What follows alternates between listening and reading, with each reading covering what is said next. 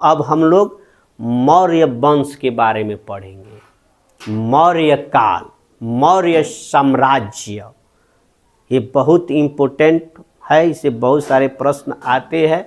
तो चलिए शुरुआत करते हैं। मौर्य साम्राज्य।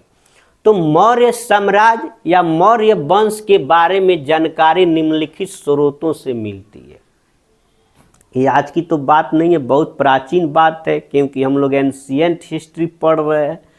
तो जानकारी ये मन कैसे इस वंश थी चाहे नहीं थी, तो जानकारी कौना कौना चीज़ से मिलती है। तो उस समय के जो साहित्यिक स्रोत थे उससे पता चलता है, और पुरातात्विक स्रोत से।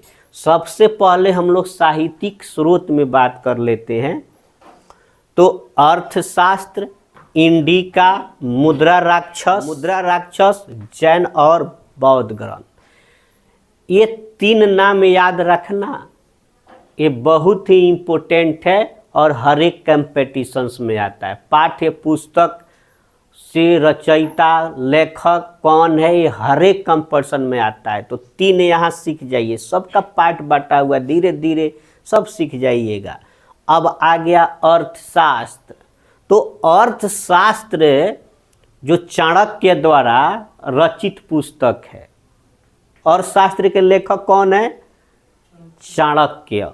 तो जो चाणक्य ने जो किताब लिखी थी उसमें मौर्य वंश की जानकारी मिलती है। चाणक्य का अन्य दूसरा नाम कौटिल्य या विष्णुगुप्त, ये तीनों नाम अपने इसमें बैठा लीजिए। बहुत बार पूछा गया है कि चाणक्य को क्या कहा जाता है? कौटिल्य। उनका दूसरा नाम क्या था? विष्णुगुप्त। तो चाणक्य, कौटिल्य, विष्णुगुप्त, ये नाम हमने कहा ना, बैठा लीजिए, आपके काम का चीज़ है। और अर्थशास्त्र के लेखक, तो अर्थशास्त्र के लेखक चाणक्य, कौटिल्य, विष्णुगुप्त। तो अर्थशास्त्र से मौर्य वंश के बारे में जानकारी मिलती है। और इंडिका तो आपको मालूम है, जब सिकंदर आया था, पढ़ाया था पिछले वीडियो में, तो सिकंदर रास्ते में जाकर मर गया बेबीलोन में। और फिर उसका जो थल सेनापति था सेल्यूकस निकेटर, वो फिर से सोचा कि हम अब चलते हैं, चढ़ाई करते हैं मौर्य पर। सेल्यूकस निकेटर ने फिर प्लान बनाया कि हम चलते हैं मगध पर, क्या करते हैं? चढ़ाई करते हैं। उसको लगा कि वही धानानंद होगा जिससे वो लोग हार कर आया था। तले यहाँ साता बदल चुकी थी। यहाँ जो है चंद्रगुप्त मौर्य जो है नंद वंश के अंतिम शासक, धानानंद को हराकर मगध की राजगद्दी पर बैठ गया था। तो उसी में का थोड़ा सा आगे हम पढ़ाएंगे।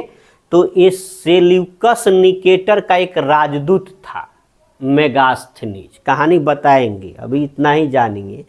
तो इंडिका का लेखक कौन है? मेगास्थनीज। तो इंडिका जो मेगास्थनीज द्वारा लिखी पुस्तक है, उसमें मौर्य वंश के बारे में जानकारी मिलती है। उसी तरह एक मुद्रा राक्षस, ये 9वीं शताब्दी में रचित पुस्तक है, जिसको लिखा है विशाख दत्त ने। बहुत बार पूछा गया है। मुद्रा राक्षस के रचयिता लेखक कौन है? विशाख दत्त। तो इस विशाख दत्त पुस्तक में है क्या? चंद्रगुप्त के शत्रुओं के विरुद्ध रची गई कूटनीतियों का वर्णन है। अब किसके द्वारा रची गई?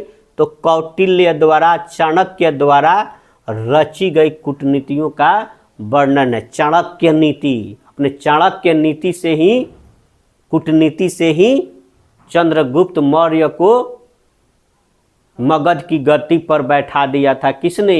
चाणक्य ने। आप जानते हैं कि धानानंद ने क्या किया था? उसका अपमान करके बाहर निकाल दिया था। तो ये कहानी हम बताएंगे जब चंद्रगुप्त मौर्य के बारे में पढ़ेंगे। तो अभी मौर्य वंश के बारे में हम लोग थोड़ा सा पढ़ रहे हैं, ठीक है।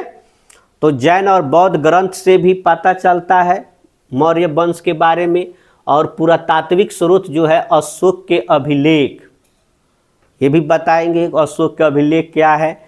जूनागढ़ अभिलेख और रुद्रदामन अभिलेख से भी मौर्य साम्राज्य का पता चलता है। ठीक है, अब मौर्य साम्राज्य का विस्तार इसका संधि विच्छेद करोगे विस्तार का तो बीह जोड़ तार होता है। बीह जोड़ तार, तलाव्य स आधा दंत स और मूर्धन्य स का क्या हो जाता है, विसर्ग हो जाता है। आधा दंत स तलाव्य स मूर्धन स का विसर्ग हो जाना, विसर्ग का ये हो जाना। ठीक है, थोड़ा हिंदी भी जान लीजिए। चलिए, तो मौर्य साम्राज्य का विस्तार कहाँ से कहाँ तक था? तो उत्तर में हिमालय से लेकर दक्षिण में मैसूर तक था, यानी कर्नाटक तक था। ठीक है, हिमालय से लेकर उत्तर में हिमालय से लेकर दक्षिण में कहाँ तक, मैसूर तक, और पूरब में बंगाल की खाड़ी से लेकर पश्चिम में अरब सागर तक, इतना इसका विस्तार था। और उत्तर पश्चिम में हिंदकुश पर्वत तक विस्तार था मौर्य साम्राज्य का। समझ गए? अब मौर्य साम्राज्य के शासक कौन कौन थे? तो मौर्य वंश का संस्थापक कौन था? चंद्रगुप्त था। चंद्रगुप्त ने नंद वंश के अंतिम शासक धानानंद को हराकर मगध की राजगद्दी पर बैठा, तो चंद्रगुप्त मौर्य, ये नाम बहुत ही इम्पोर्टेंट है। उसके बाद बिंदुसार, ठीक है, और उसके बाद अशोक। ये तीन नाम आपको याद रखने हैं और ये तीन नाम से ही प्रश्न आते हैं। बाकी ये दशरथ मौर्य, संप्रति, शालीशुक, देववर्मन, शतधन्वन, बृहदर्थ, और ये नाम याद रखना है क्योंकि मौर्य वंश का अंतिम शासक बृहद्रथ था और मौर्य वंश का प्रथम शासक चंद्रगुप्त मौर्य था। प्रथम शासक चंद्रगुप्त मौर्य और अंतिम शासक बृहद्रथ। तो ये तीन नाम तो बहुत इम्पोर्टेंट है, बाकी इतने इम्पोर्टेंट नहीं है और ना इसके बारे में ज़्यादा हमें पढ़ना है। तो इस तीन नाम को याद रखना, चंद्रगुप्त मौर्य को, बिंदुसार को और अशोक को। ठीक है,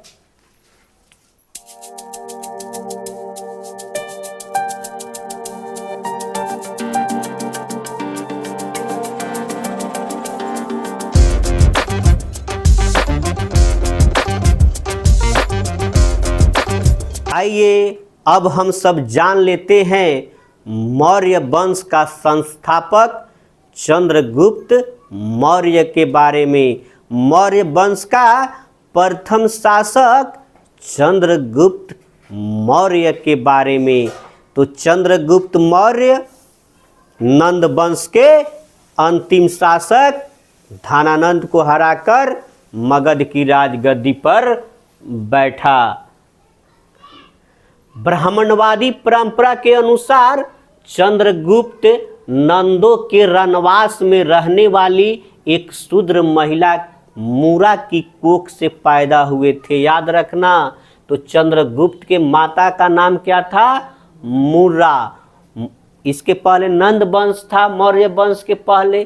तो नंदों के रनवास में रहने वाली एक शूद्र महिला थी, उससे इसका जन्म हुआ था।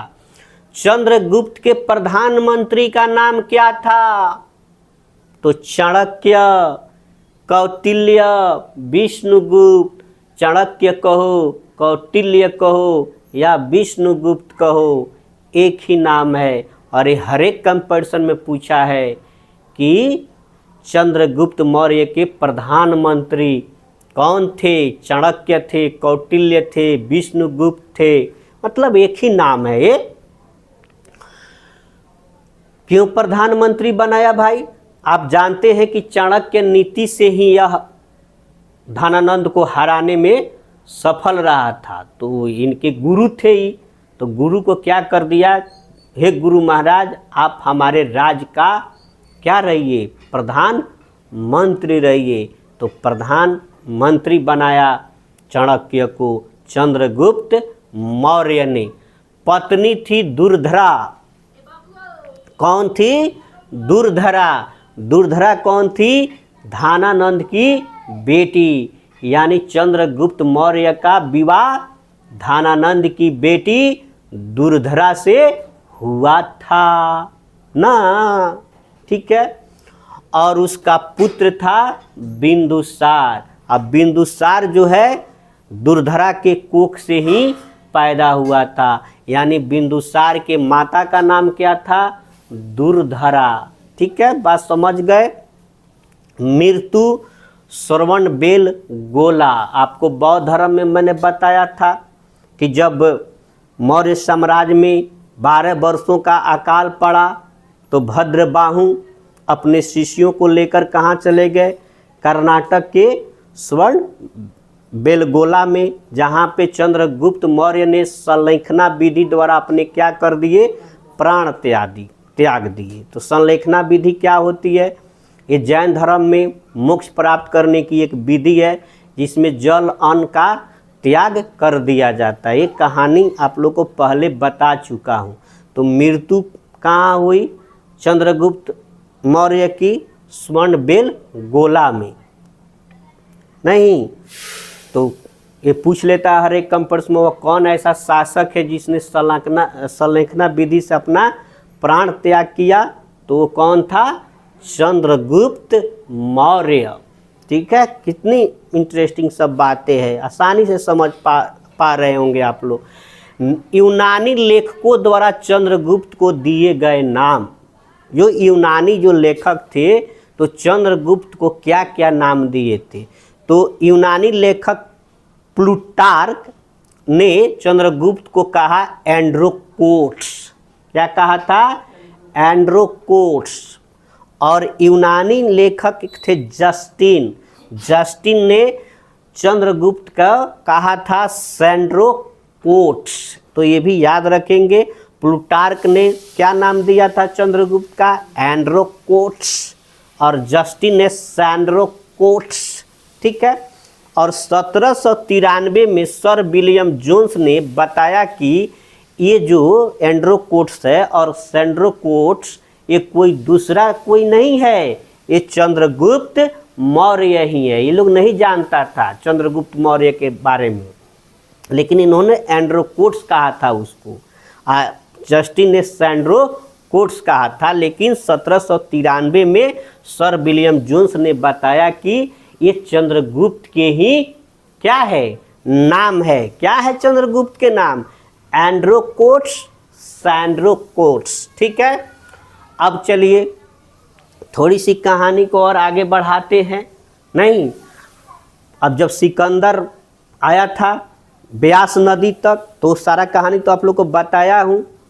और वहीं पे चंद्रगुप्त वहीं पे क्या किया था? चाणक्य ने कह दिया कि ये देवों की भूमि है, यहाँ पे जो आता है मर जाता है। चाणक्य क्या थे?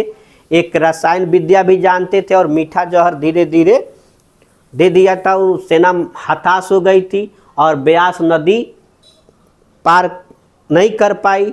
और तो अंततः बहुत निराश होकर सिकंदर क्या हुआ? लौट गया और रास्ते में ही बेबीलोन में उसकी मृत्यु हो गई। सारा पिछले वीडियो में बताया हूँ मैं।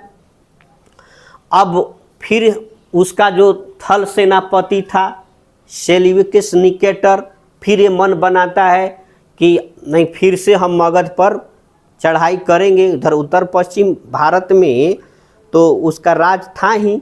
फिर ये सोचा कि नहीं, मगध पर एक बार हम और चढ़ाई करेंगे। तो फिर ये सोचता है कौन? Seleucus Nicator. 305 ईसा पूर्व सिकंदर का थल सेनापति सेल्यूकस निकेटर मगध पर आक्रमण कर दिया। लेकिन इसको ये मालूम नहीं था कि मगध का सत्ता बदल चुकी है। उस धानानंद को ही समझता था। ठीक है। तो जब आया तो अब चंद्रगुप्त मौर्य यहाँ का शासक हो चुका था और ये भी चढ़ाई कर दिया, लड़ाई कर दिया। जो उत्तर पश्चिम भारत का जो भाग था ये फिर जीत कर, जो पहले सिकंदर जीत लिया था, जो तक्षशिला को नहीं जीत लिया था आकर, सबसे पहले तो तक्षशिला में में ही आंभिक राजा को हराकर फिर पोरस को पंजाब के ना, तो ये फिर जो वो जीत लिया था सिकंदर, तो ये सब फिर इस जो है कौन चंद्रगुप्त फिर उससे छीन लिया। तो चंद्रगुप्त विजयी हुआ। तब दोनों के बीच एक समझौता हुआ। तो समझौता में क्या हुआ ये जानिए। तो समझौता के अनुसार सेल्यूकस निकेटर ने अपनी बेटी कॉर्नेलिया अपनी बेटी को दे दिया चंद्रगुप्त मौर्य को, जिसका दूसरा नाम हेलेना भी है, कॉर्नेलिया या हेलेना, तथा 4 प्रांत उस समय के काबुल, अभी जानते हैं काबुल किसकी राजधानी है, अफगानिस्तान की राजधानी है काबुल, गांधार 16 महाजन पद में भी था जिसकी राजधानी कहाँ थी, तक्षशिला, हेरात और मकरान चंद्रगुप्त को दे दिया समझौता के अनुसार। क्या क्या दिया, अपनी बेटी को भी दिया कॉर्नेलिया या हेलेना को, और 4 प्रांत दिए जो अभी वर्तमान के पाकिस्तान और क्या है अफगानिस्तान, इतना समझिए दे दिया। किसको, चंद्रगुप्त मौर्य को, काबुल, गांधार, हेरात, मकरान। तो चंद्रगुप्त मौर्य ने भी अपने ससुर को कुछ दे दिया। तो आप जानते हैं कि मगध में हाथियों का बहुत पर्याप्त मात्रा थी। तो 500 हाथी हो कलन ले जा ससुर जी, अब जब तू अपन बेटी दे दिल तो 500 हमरो यहाँ से हाथी ले जा। तो चंद्रगुप्त मौर्य ने भी 500 हाथी सेल्यूकस निकेटर को दे दिया। ये समझौता के तहत हुआ, ठीक है। और यूनानी सेल्यूकस कहाँ का रहने वाला था, तो यूनान का रहने वाला था। तो यूनानी सेल्यूकस निकेटर ने अपना राजदूत मेगास्थनीज को चंद्रगुप्त के दरबार में भेजा। ये बहुत इंपॉर्टेंट है, VVI है, पूछ लेता है कि यूनानी लेखक मेगास्थनीज किसके दरबार में आया था। तो किसके दरबार में आया था, तो चंद्रगुप्त मौर्य के दरबार में। किसने भेजा था, तो सिकंदर का थल सेनापति सेल्यूकस निकेटर ने। और इसी मेगास्थनीज ने इंडिका पुस्तक लिखी जिसमें मौर्य वंश की जानकारी मिलती है।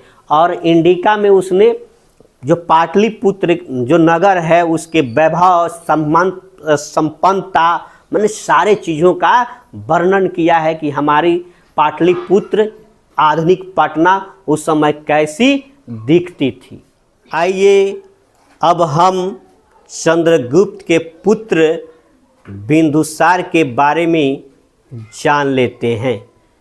तो कंफ्यूज मत होना, बिंबिसार और बिंदुसार में एक बिंबिसार था जो हर्यक वंश का संस्थापक था, बिंबिसार। ये है बिंदुसार, मौर्य वंश का दूसरा शासक।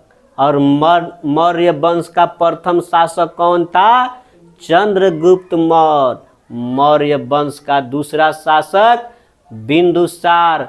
चंद्रगुप्त का बेटा बिंदुसार और बिंबिसार अलग चीज है, समझ गए ना, कंफ्यूज मत होना सब। तो बिंदुसार के बाप का नाम क्या था, चंद्रगुप्त मौर्य, और माता दुर्धरा जो नंद वंश के अंतिम शासक धानानंद की बेटी थी दुर्धरा। सीरिया के शासक एंटियोकस ने अपना राजदूत डाइमैक्स को बिंदुसार के दरबार में भेजा था। तो इस बात को याद रखना, सीरिया के शासक एंटियोकस ने अपना राजदूत डाइमैक्स को बिंदुसार के दरबार में भेजा था। और यूनानी राजदूत मेगास्थनीज चंद्रगुप्त मौर्य के दरबार में आया था। और डाइमैक्स किसके दरबार में आया था, तो बिंदुसार के दरबार में आया था। ये सब दरबारी वाला भी बात पूछ लेता है, इस 5-7 गो है, किसके दरबार में कौन आया ना। तो चंद्रगुप्त मौर्य के दरबार में यूनानी राजदूत मेगास्थनीज आया था। अब बिंदुसार के दरबार में ये डाइमैक्स आया था, है कि नहीं। और बिंदुसार आजीवक संप्रदाय का अनुयायी था, फॉलोअर था आजीवक संप्रदाय का।